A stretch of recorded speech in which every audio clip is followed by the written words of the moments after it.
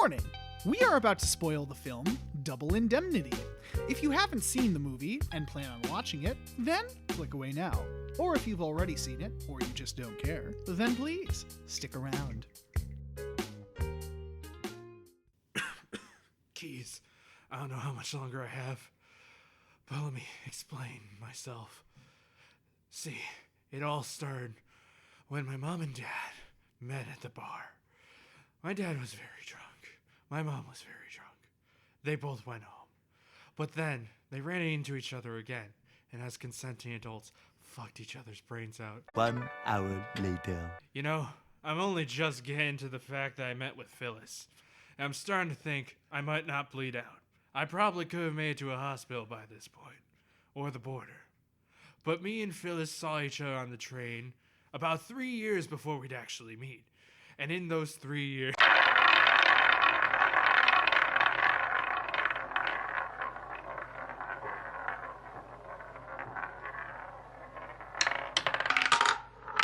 Hello, everybody, and welcome to Cinema Roulette. That's right, it's almost over. It is the last week of movie month. Yeah. Yeah. Well, no, actually, because the last one is a Wednesday, so technically next week is the last week. Yes, but actually, yeah. So second to last week. All right. Hey. And then you're into fucking December, aka it's just Christmas. Because we don't care about the other holidays. Yeah. Which is why you don't get a Christmas episode. Yep. You already get enough Christmas in December. Yeah, I don't think we ever stated actually the reason why we did that. Did we? I forgot in the if past we did. episode. In Tokyo Godfathers, I think we mentioned it. Oh, okay. In that episode that's available on YouTube and all Yes. podcast apps.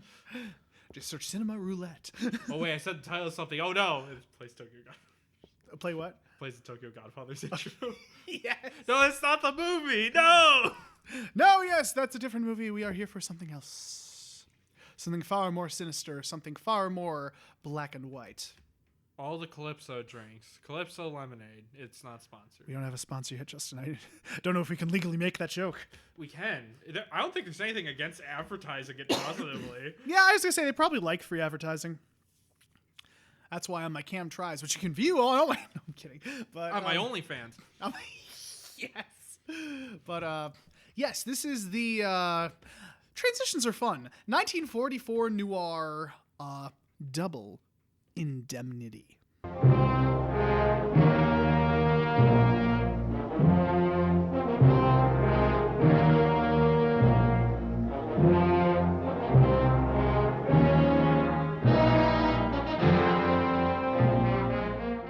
And that's the cue. No, it's the key. Hey, Hey, that's a visual joke they don't get. Don't explain it. we won't. Don't worry. You will never know. So yes, this finishes up the noir category on the wheel, and it's interesting that we kind of ended with what is widely considered the first noir ever made. Irony, yes. And it's made by the man who made Some Like It Yep, Hot. that would be director Billy Wilder Yeah. from Germany. A lot of Germans here. Yep, I know Hitchcock wasn't German, but he learned from Germans. exactly. He studied under German Expressionism, and what? Well, all the films were... No, except two horror, but all of them were inspired by Axis powers. Besides the two horrors we've already covered. Holy shit, you're right. Wow. I mean, I guess the time period they were made in kind of dictates some movies having that theme. Well, not only that, but like noir is heavily inspired by German Expressionism. Yes. Alfred Hitchcock learned from Germans. Yes. We also have the director who is German. Yep, Fritz Lang. Billy. Oh, Billy Wilder, yes. And One Missed Call is Japanese. It's so interesting. Axis powers in two horror movies. Well, I don't know. I'm stretching it a bit, but besides the point. Yes. I think before we get started on another tangent, we should start with the synopsis. Fuck, I have to summarize this? Yes. But I'm holding my sarsaparilla. Well, you have to drop your sarsaparilla, boy. Okay, so we open with a man walking to work. It's late at night, and he just gets in his little elevator up to the insurance area because he's an insurance man named Walter. And Walter goes and sits in his friend's office because he's kind of dying at the moment. Yup. Been shot in the shoulder. He picks up a little voice recorder and starts telling his story on how he ended up in such a way. Turns out he apparently killed someone for money and a woman and got neither. Yep. Anyway, let's flash back and find out why. Yes, go into the nice juicy details. But anyway, the Walter goes on up to the Diedrichsons because Mr. Diedrich has some car insurance that he needs to renew. But Mr. Diedrich ain't home. He talks to Miss Diedrichson about the car insurance. And the wife starts getting a bit curious about accident insurance because the husband works down in a pretty dangerous construction. Well, I don't think it's construction. The oil fields. Oil fields, that's right. I forgot if it was coal or oil. Yeah, it was oil. Their marriage isn't going so hot. And Walter quickly figures out, okay, you just want to kill him and get the money. No, I'm not being part of this. She does come to Walter's apartment and she talks about, like, she was abused and she would have nothing if he died, because she was written out of the will, basically. And he finally agrees to help her. They trick the husband into signing on for the life insurance because he didn't want to do it normally. And their original plan was to get him onto a train because it would cause double indemnity, which is basically a clause that doubles the outpay of life insurance if the person passes away. Via accident, specifically. Via accident. And I don't know if it was just accident. No, it's not just accident. It also has to be in a specific place. Right. A specific type of accident. Yeah. And we did do the math here. The double indemnity in modern money would pay out over $2 million. Yeah.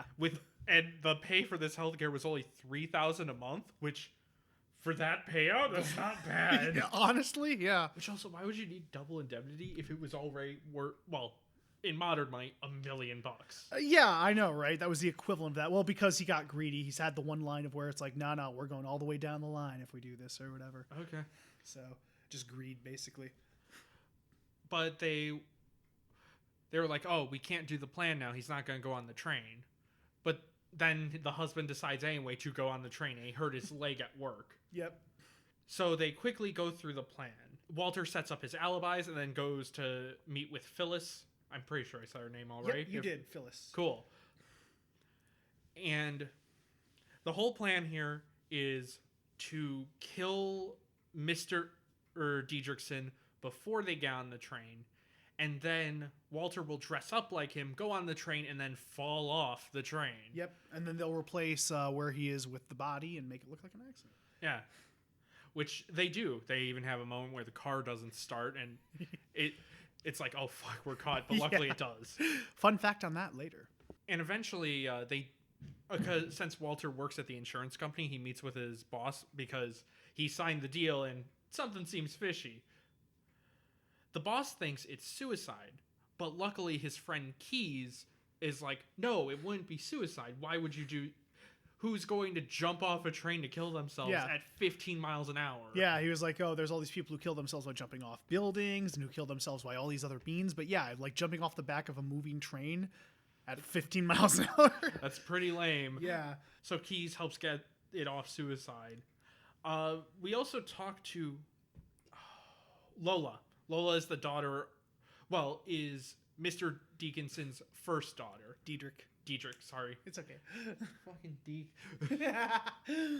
Yeah, it turns out Phyllis is not related by blood to the daughter. So. Yes, and the daughter thinks that Phyllis actually murdered her original Father. No, mother? Well, she thinks... Right, yes, because she was a nurse or something, right? She was a nurse for the original mother, and then suddenly she passed away, and now the father has suddenly passed away. And what else tips her off, too, is she said that she caught her looking in the mirror in, like, a funeral hat or something. Like, she was just practically, like, waiting to see how she looked at it, and that kind of tipped her off in her mind, because she knew the history. Also, while on the train, Walter did have to send someone away so they wouldn't witness him just jumping off. Yep. And Keys actually finds the witness and is kind of suspicious with his answers. What makes matters worse is the guy like kind of recognizes. He's like, "Hey, don't I know you from somewhere? There's this people who live there, and there's this." And I don't know why Walter doesn't just take the alibi. Yeah, I don't know either. Like he's practically giving him one because he was afraid like, oh, if you're from like this part of Oregon or whatever, like then what's their motto or something. He might have been afraid of that, but I don't know. It's never really explained. Lola also starts to think that it is her ex, because she had a boyfriend we saw kind of being a dick, but thinks it's her ex because she saw her boyfriend go and meet with Phyllis the night of the death. Which turns out to be true, as we think, courtesy of, what's the guy's name? Walter? No, his friend. Keys. Courtesy of Keys, we find out that because Keys went around observing him coming into his house. He's like, on this day, and this day, and this day. Yeah, so after this, Walter basically goes to meet with Phyllis. Is like, okay, we need to call this whole thing off. They're going to catch us. And she gets mad. He also calls her out on basically probably planning to kill him too. Yep. But this does eventually end with him being shot. And she's like, I want to shoot you a second time, but I love you so much. And he goes, bang, bang. Yep. And kills her. Kills her, tells the ex to go call the police because he runs into the ex-boyfriend coming up to the house. And is like, go call the cops right now. Yep. And don't come back. And then goes to the office. We're back at the beginning of the movie. Keys has been staying behind Walter for a good while now. Who knows how much time. Mm-hmm. Walter says he's going to run to the border, but he hardly even makes it to the elevator. And either you can assume he gets arrested and gets the gas chamber, or just dies there. Yep. And that's the end of Double Indemnity. I can't say Indemnity, but it's even though you just did. No, I said I can. It's just funnier not to. It is. But yes. So, do you want to start with the facts again? Yeah, you can start with the facts. Okay, so this was actually based on real events as well. It was inspired kind of a real murder case that I think the original author of the novel served on the jury for that case, and he was kind of inspired to write about it and all that. But that means we've covered 2 movies inspired by actual crime. Yes, same with Alfred Hitchcock's Man Who Knew Too Much, which you can watch right now on all podcasting apps. It might be on YouTube, probably. Or on not. YouTube, probably, possibly. Probably not. Who's editing that? Didn't mean about it. Anyway. Right. But yeah, and something. This film basically pioneered what we think of as noir. It was the first film to really start a lot of stereotypes. It isn't as commonly used a trope, but the whole flashback thing that kind of started the whole narration in noir thing, where the character like talks to themselves and has this witty dialogue about it. It started the trying to think like the kind of the dialogue as well, because Billy Wilder was German, so I think I forget, there was something I read about the script. I mean, this might not be 100% accurate because I'm not remembering it as well. As clearly. Yeah, but there was something with the script where, like, Billy Wilder originally wanted to include as much dialogue from the original book as possible, but then like his writer like argued with him. He's like, this doesn't work in this context. When you read it out loud, it's different than reading it in your head. And he was like, if you say this on screen, it's not going to make sense. And so they kind of held a cast read, and just to kind of prove Billy Wilder right, the scriptwriter had them say their lines just as they're written in the book originally. And much to Billy Wilder's surprise, it didn't work. He was actually proven right, so they ended up rewriting a lot of it, reworking a lot of it, and eventually became this. But the thing that possibly the biggest inspiration that was taken from this, the biggest way this inspired noir in general, is the cinematography. We got Phoenicia blinds, baby. Yep, we got the very first instance, I think, like maybe not the very, very first, but like the first popular instance of Venetian blinds in noir. So it started that whole thing.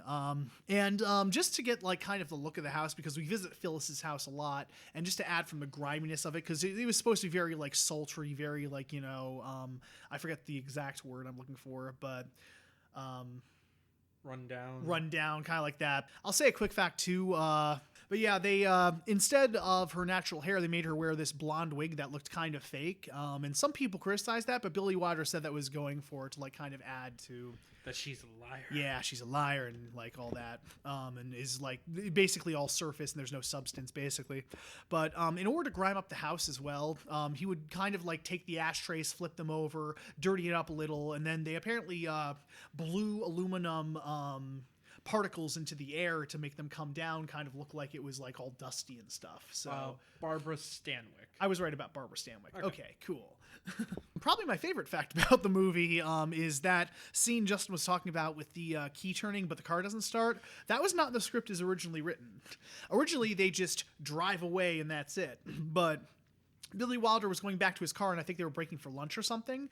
And he started his car, and it didn't start, and it went, and he was like, wait a minute. So inspired, he went back, ordered all the crew, because they were about to strike the set for that location. But he ordered the crew to put everything back and set it up, and they kind of like improv that scene, kind of like they did the thing, and Billy apparently kept telling him like to turn it longer to make it more suspenseful, and it ended up being one of the most tense moments in the movie. It was honestly a shocking moment of like, oh shit, is this where it all goes wrong? And I love the fact that that was like essentially just done on set, like improvised. It's like, oh, that could be good. So I love that. And the other big fact about this movie is that there was originally a longer ending planned because while the footage was shot, it was cut before release and it's thought to be no longer exist. It's basically lost at this point in time, where we actually do see Walter get the gas chamber. Which, for 40s, holy shit. Yeah, it's no wonder that was cut because the Hays Code, that was another fun fact I wanted to say, originally deemed this film unfilmable. Basically, like they thought that the content just in its own, and we'll get to that, between a woman who is married killing off her husband and going after another man, they just thought that was, a bit far against their evangelical values. Yes, God. But, yeah, they originally filmed it, but yeah, they kind of figured it was too dark, and I do agree with the decision. I think it would have gone too far. I think it would have just ruined like, this is a somewhat dark movie, like most noirs. Oh yeah, but seeing a person actually get the gas chamber, who we kind of like, is a bit far. Yeah, so I can see why it was cut, and they said that when they cut that scene, that was basically the one big remaining objection the Hays Code had with the movie. So that was like kind of thing that sealed its release. So, and it reminds me of how, without giving too much away, Get Out had an original ending that was luckily cut. Yeah, that was luckily cut. So, yeah, because they just kind of realized it didn't work. And I think Billy Wilder is quoted as saying about that final scene with him on the ground and his friend over him or whatever. I don't know why I keep forgetting his name. Keys staying over him. He was like, that was just a really meaningful moment between friends. All the boundaries came down, secrets came out, and it was just kind of just with the emotional way the story is going, how it feels. That was kind of a perfect way to end it. Emotional damage, right?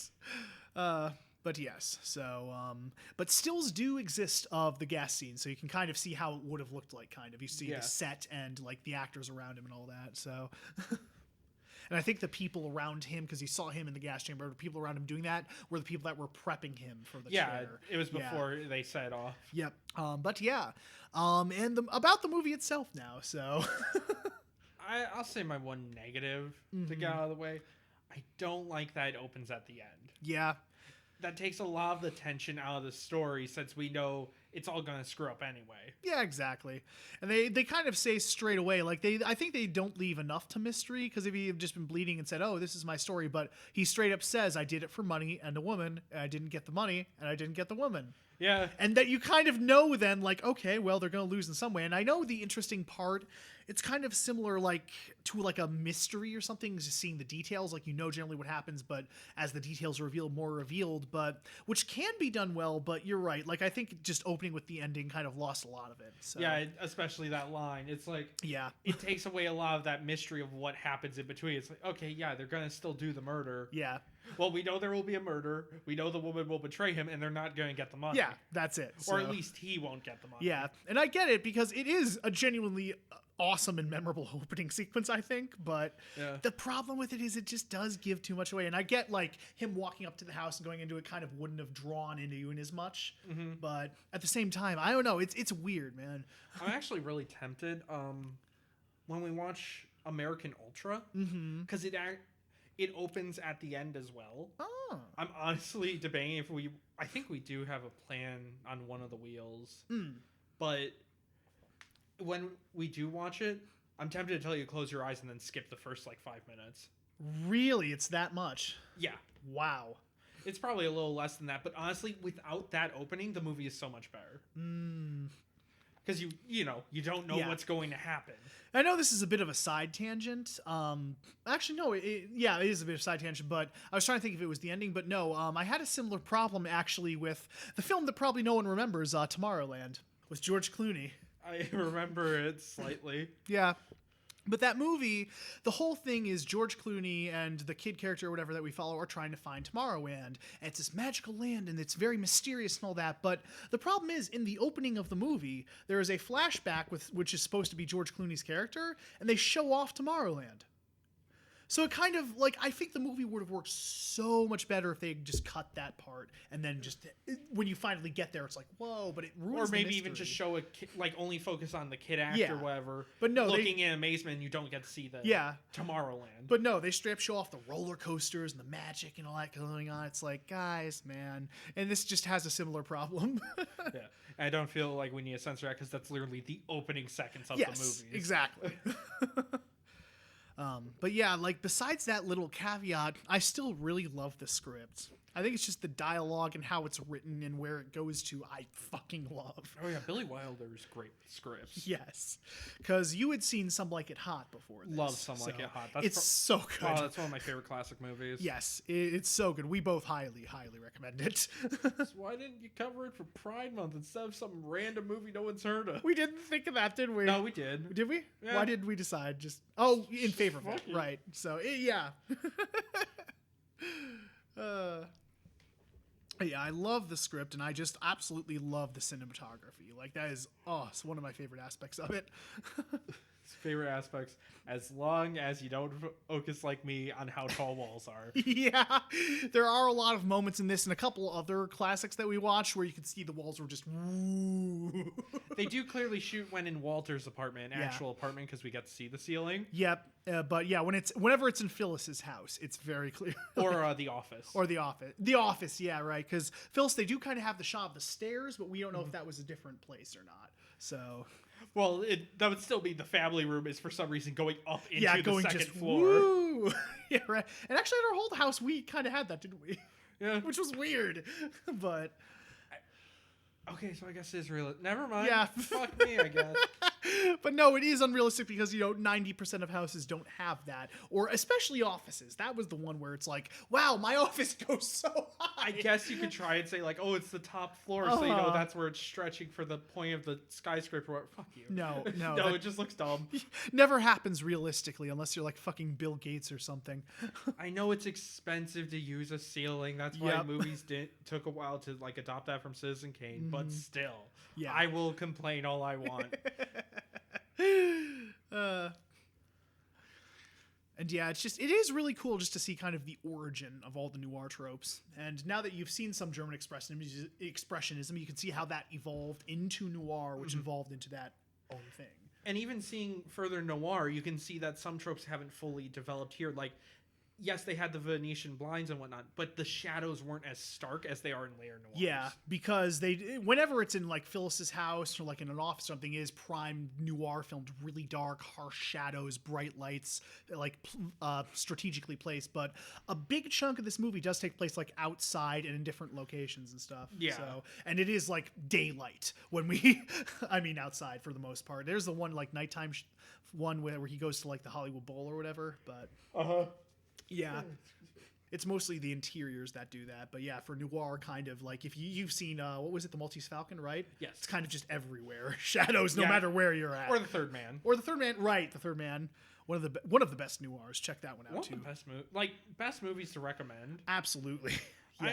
I may not think it's a 5 out of 5 type deal, or 10 out of 10, however you want to put it. But it's definitely one of those movies where you can recommend to anyone, and they'll probably 90% of the time they'll enjoy Yeah. it. Editing is so modern, surprisingly. Mm-hmm. Like that and 12 Angry Men are two Oh, yeah. easiest classics to recommend to people. Yes. Very accessible, very... But yes, back to this movie. Oh, I have to focus on this one. Yeah. I also do really love the soundtrack. Yeah, the soundtrack was just nice. Yeah. I don't know, the opening I just love, like with that shot and then the music, ba, ba, ba, ba, and then it comes together so nicely, I think. Yeah. Just technical wise, everything comes together magically. And like, it did work. Like the very first time I saw this movie, I saw that shot with the music and I kind of was just like, whoa, this is going to be good. So... But yeah, it's really good. And actually, fun fact, that was what I was trying to think of. I think one of the studio heads originally didn't like the score. Really? Yeah, because I forget if it was Billy Wilder or someone else who worked on the movie, but he like kept pestering him about it. Like, no, make it sound more like this movie, or no, if it's more of a romance, make it sound like this or whatever. And I think I forget if it, like I said, if it was Wilder or not, but he turned to him and just went, "Well, I happen to love it." And the funniest thing is you can see how two-faced this producer was. Because they went to the premiere and he thought it would have bombed because of the music or something. Why is he whining? No, he's like scratching at the couch or something. But no, they thought it was good. Like he thought like heads would roll or whatever. But I think the studio heads and whatever test audience they went through absolutely loved it. They were like, yeah, this is the perfect hard-hitting score that the film needs. And afterwards, one of the producer heads was talking to the producer who was pestering him about the music, and like he apparently like put his arm around his shoulder and he's like, "Hey, I told you got the right guy for the job." What a bitch. I know. I was like, "Oh, I would have been so mad."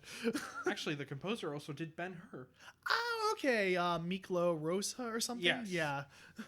Yeah, the 59 Ben-Hur. Yes. I should be specific. That's really cool. I forgot that was him. Huh. Yeah, the one with Charlton Heston. Yeah, not the 2000s Ben-Hur. Oh yeah, we're not gonna reference the famous silent movie. No, it's the remake of Ben-Hur. That's just so see if anyone remembers that one exists. Yeah. But yes, I just think it's a really solid noir, and I don't know why I keep coming back to it. Like, it's just an easy watch too. It is. It's one I just come back to time after time. And I don't watch it like right afterwards. Obviously, I'm not gonna watch it probably for another 6 months to a year, probably. But I do just put it in every once in a while, just when I'm in the mood for a good noir or a good classic. So, yeah, it's just because sometimes a noir can get a bit too story heavy or too much is going on for the mystery. This one, pretty simple. A dude who understands the system is trying to beat it. Yep. You read like a description too, or from the director or something, where it was like the idea of someone in a casino wanting to beat the house, like someone working a roulette table wanting to beat the house. Wanting to beat the house, exactly. Yeah, you get like, you kind of like, you work there and you see all the roulette things and you like think to yourself, hey, maybe I could do that. Maybe like I could do it, but I know all the inside secrets, so I could be smart about it. And I just thought that concept was interesting in the movie. It's like, yeah, a person trying to scam an insurance agency, what better to do it than an insurance salesman? Yeah. Like, he knows the system, he knows what they'll look into, and he's very, very, very friendly with his boss, so he knows what he'll look into and how. And Edward G. Robinson I do love in the role too, because he just becomes like, he's not really an antagonist, but he comes kind of a wild card that you never know where he's going to pop up. Because there's the one time like he calls Phyllis over and then he opens the door and he's just there. Oh yeah, it was just Keys. And it's like, oh shit, Keys. I like that adds so much more tension, because they well establish in the beginning one of the first things we see Keys doing is tearing a guy down for scamming them. He's like, oh yeah, I sent my guys over and they found matchsticks from the car that you torched and you tried to say it was an accident.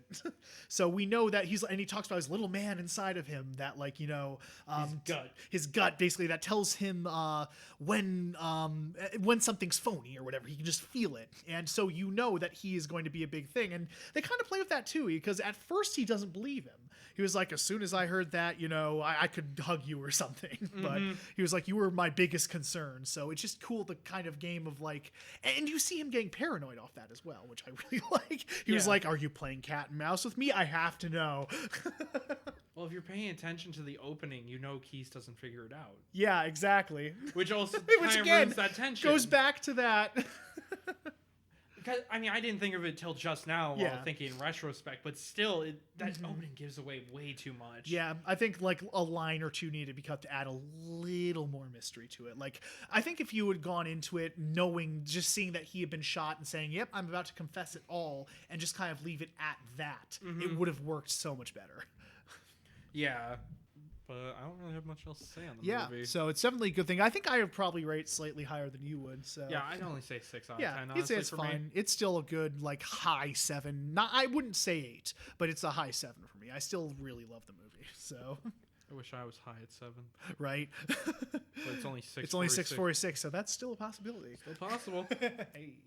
But yes, without further ado, No, with further ado. or no, it's without further ado. No, with further ado. I No, still need to pull up the thing. Oh right.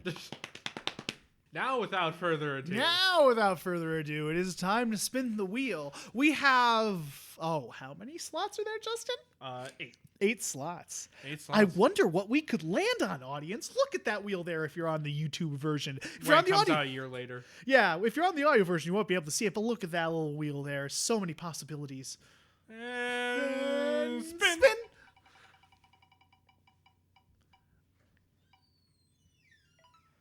Holler. All right, let's go. The next movie, and what will be the final one of this year's movie month, will be One Missed Call, the original Japanese version from 2003. For those who didn't get the visual joke, there was just the full title, and then it's one missed call, one missed call, and then once strayed holler. We actually literally looked in the thesaurus for synonyms for One Missed Call. I was really hoping it'd say missed. Yeah, that would be It great. actually almost landed on the one missed call. Oh, really? Mhm. Nice. It just barely missed it. So, yes, stay tuned for the final episode, ladies and gentlemen. Thank you so much for listening to this episode. I guess and we missed our call for this one. Oh, wait, there goes our opening joke. Shit! damn it!